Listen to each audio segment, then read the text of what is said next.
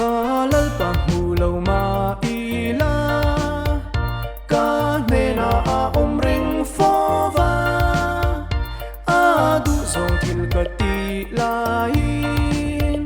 Lalpa fakin na okasya A okasya Chandam tu o Karil ruwa Lom namin pe Eng lai po in Min veng phong chin Lalpa fakin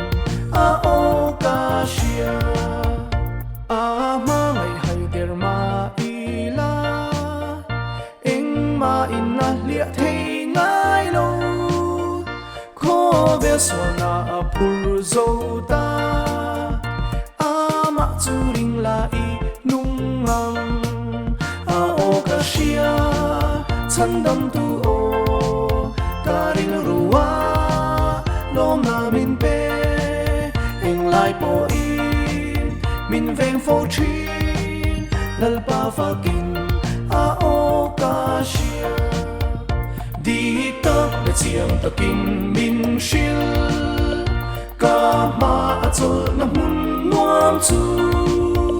Tu mun nong tu ka ken hun ni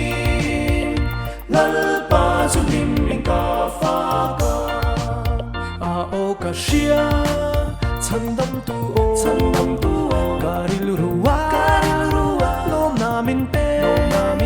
Eng lai po in Min veng fo chin Lalpa fakin